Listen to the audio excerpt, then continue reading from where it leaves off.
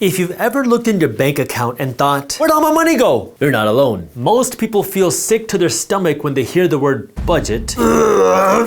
Sorry, I just heard you say budget. And even more people have no idea where they spend their money. How many times can you eat Benihanas in a month? But that ends today, because in this video, I'm gonna show you 3 things that you can do today to start managing your money, to never worry about being broke again. Starting with number 1, track your money. In business, they call it a profit and loss statement, where you see income minus expenses equals profit. But for most people, it's wages minus expenses equal broke. Grab a piece of paper, use a Google sheet, use an Excel sheet, it does not matter. But what I want you to do is take a look at last month's bank statements, credit card statements, and debit card statements, and write down at the top all of your income and income sources. So if you worked a job, you made money from investments, you made money from your side hustle, you made money from your business, write down all of your income sources at the top, and then I want you to write down every single expense that you had last month. It's gonna take some time. And yes, I want you to do this to the penny, because if you don't know where your money is going, you cannot optimize it.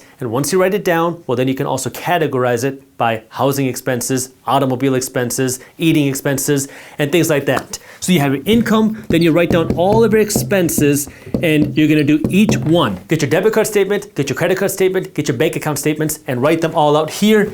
And then after you finish that, write down how much money you saved, if any, how much money did you invest, if any, and how much money did you give, if any. This financial statement is the backbone for managing your money better, because if you don't know where your money went, you're never gonna know where your money goes. This brings me to step number 2, create a system for your money. This is how the majority of people statistically are spending their money. You make your money from your job, and then you spend your money, and then you wonder where all of your money went. No more of that. What wealthy people do is they make money, and even before they earn that money, they know how much of this money is going to be spent. They know how much of this money is going to be invested, and they also know how much money is going to be saved. That way they never spend all of their money. In order to make this happen, the very first thing you have to do is go to your bank and create 3 different bank accounts. One bank account for your savings money, one bank account for your investment money, one bank account for your spending money. And it's gonna seem a little tedious, but you have to do this, because what I've seen happen time and time and time again is people that put all their money in one bank account, you sometimes forget which money is supposed to be for your investments, how much of that money is supposed to be saved, and how much you're allowed to spend. And then you go into the mall, you go to Best Buy, you see the nice new TV on sale, and then all of a sudden your investment money goes onto a brand new TV. And to prevent that from happening, you have to separate these bank accounts. And most banks will allow you to do this for free. If your bank is costing you money, get a new bank. Once you have 3 different bank accounts, the next thing you need to do is come up with a system of how much of your income is going to be used for spending versus investing versus savings. A simple rule of thumb that you can follow that I like to teach is 75, 15, 10, which says for every dollar that you earn from here on out, 75 cents is the maximum that you're allowed to spend, 15 cents is the minimum you're allowed to invest, and 10 cents is the minimum you save. Now, when you do that, the first thing that people say is, oh my God, Jaspreet, how in the world do you expect me to live off of 3/4 of every dollar that I earn? And what I want you to remember here is you are doing this to make yourself wealthy, not to make yourself suffer. But in order to become wealthy, you have to have money to invest.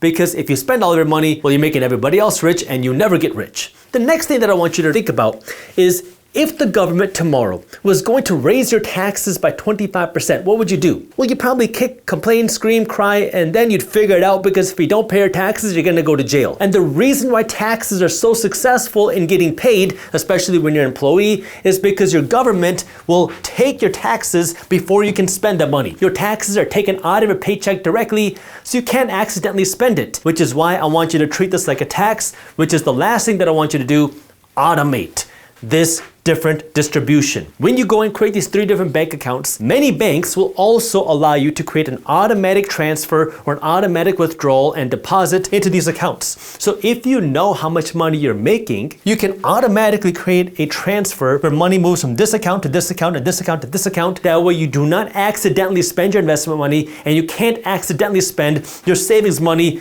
This way you have a system to always have money to invest and always have money to save before you spend all of your money. And then before you know it, you have these bank accounts that are growing without you having to do anything. Yes, it requires sacrifice, but you're never going to build wealth without making any of that sacrifice. Now, for those of you that are investors or want to become investors, a reminder that my team at Briefs Media publishes a free daily newsletter called Market Briefs, where we break down what's happening in things like the economy, stocks, housing, crypto, and the global economy into a fun, witty, and easy to read newsletter. We have hundreds of thousands of investors that are reading Market Briefs every morning. Plus, when you join Market Briefs, you'll also get my investing masterclass to help you become a smarter investor and find hidden investment opportunities. All of this is completely free, so if you want to join Market Briefs and get my investing masterclass, all you have to do is click the link below to sign up. So step number 1 is to track your money, and you want to do this every single month. Step number 2 is to create a system for your money and then automate it. Step number 3 is put your money to work. Here's the reality that most people are too scared to tell you. If you're always working to earn your money, you're never going to become wealthy. And if you want your money to make you money, the only way that you can do that is by investing your money. That's what real wealth is. Real wealth is when you have enough money coming in from your investments to pay for your expenses, to pay for your vacations, to pay for your bills. That way you don't have to work to earn that money. But the only way you can get there is if you work on your investments. It's not by your salary, it's not by saving, it's not by spending your money, it's by investing your money. And that means if you want to be able to manage your money better and never worry about being broke again, you have to also start creating income from your investments. Now, hear me very carefully. This is not something that happens overnight. It's not something that's going to happen over a year. It is a decade of sacrifice. A lot of people on the internet want to sell you this get-rich-quick scheme on how you become wealthy by buying this simple system, when in reality, the way you do it is by making smart investments, having the research to stay ahead of market shifts, and then executing for a long period of time. It doesn't happen in 1 month, it doesn't happen in 1 year, but over a decade, you will be able to transform your finances, but it starts by taking the first step. Now, there's a lot of ways that you could put your money to work. I mean, you can invest in stocks, you can invest in real estate, you can invest in businesses. And at the end of the day, you have to do what's right for you. But the key point that I want you to understand, besides the fact that you have to invest your money if you want to become wealthy, is understanding how you want to get paid and have a plan to become wealthy. I'll tell you what I do, but I have to remind you that I'm not a financial advisor. I'm just a random guy on YouTube, and investing has risks. You are never guaranteed to make money when you invest. In fact, you will lose money at some point, so make sure you always do your own due diligence and never blindly trust a random guy on YouTube. But my goal, my primary goal, is cash flow, which means most of my investments, not all, but most of my investments are cash flow producing. That means I'm buying investments that pay me either every month or every 3 months or every year sometimes, and I get paid without having to go to work inside my investments. I'll show you what I mean. I invest in real estate. Now, when I invest in real estate, my goal is not to flip the property. My goal is not to see the property go up in value. In fact, I don't care if housing prices go up or down. My goal is to buy a property and then rent it out and have the tenants pay all the expenses and put some money in my pocket every single month. Period. That's how I measure my real estate success. I don't care what's going on with the housing market. I don't care what's going on with housing prices. I want the rental income to pay the expenses and put money in my pocket every single month. The other thing that I do is I also invest in dividend-paying funds. If you've watched some of my other videos, you know that I have a system where I'm investing money into the stock market every single week. Now, when I do this, I'm investing into funds called ETFs. All that means is it's a basket of stocks. Now, when I'm investing in these funds, there's multiple funds that I invest in, but the majority of my portfolio is cash flow producing, meaning dividend paying. And these dividends are profit distributions. So there are some companies, for example, McDonald's, that have huge profits at the end of the year, billions of dollars of profits. And there's 3 things that they can do with those profits. They can take that money and reinvest it back into the company and open new franchises and create new burgers. The second thing they can do is save this money for an emergency. The third thing they can do is just give it away to their shareholders, investors, people like you and me. That giving it away is called a dividend. And they deposit this money directly into your brokerage account. When I make these investments every week, the majority of these funds that I'm investing in are paying out dividends. These dividends are paid out every quarter, meaning every 3 months. And so every week I'm buying more of this cash flow, and then when these entities pay me, I just reinvest it to create more cash flow, because my goal is to stack the cash flow. I like cash flow because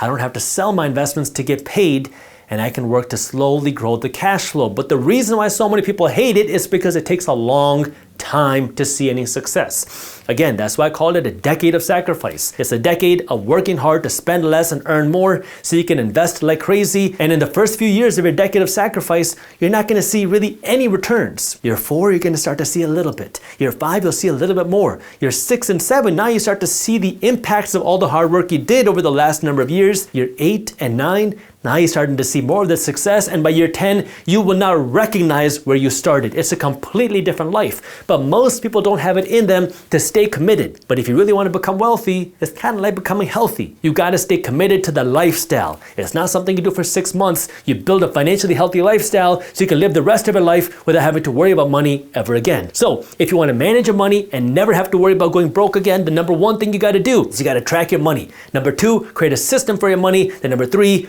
put your money to work. That way now your money can work hard to make you money. If you have $100 in your bank account and you want to buy this $1,000 Gucci scarf, your bank would love to lend you the $900 at 25% APR, because when you make the minimum monthly payments, your banker gets richer. But that's just the beginning. When it's time for you to buy a house, who do you ask? How big of a house should I buy? Many times it's your banker, and they're not your financial